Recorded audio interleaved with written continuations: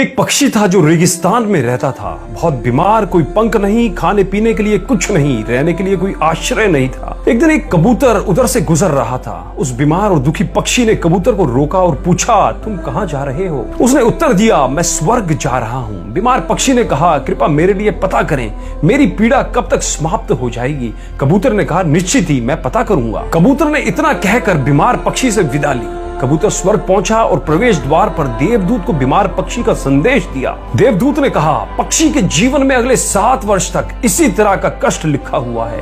उसे ऐसे ही 7 वर्ष तक कष्ट भोगना पड़ेगा। तब तक उसके जीवन में कोई खुशी, कोई उत्साह नहीं है।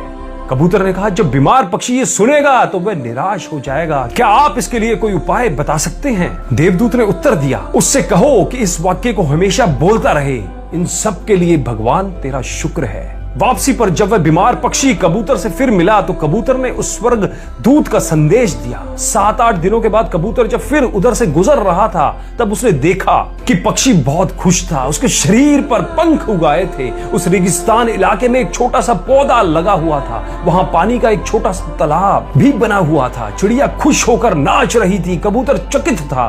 देवदूत ने कहा था कि अगले 7 वर्षों तक पक्षी के लिए कोई खुशी नहीं होगी। इस सवाल को ध्यान में रखते हुए कबूतर स्वर्ग के द्वार पर देवदूत से मिलने पहुंच गया।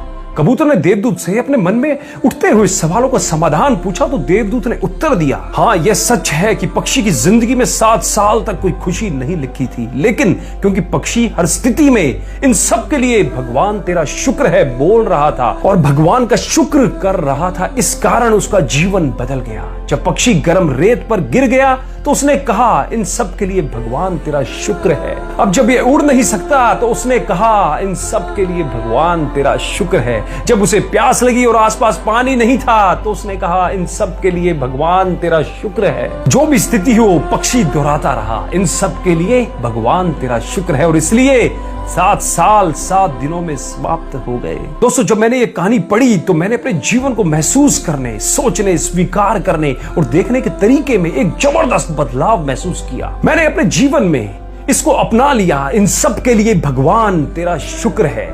इसने मुझे मेरे विचारों को मेरे जीवन में शिफ्ट करने में मदद की जो मेरे पास नहीं है।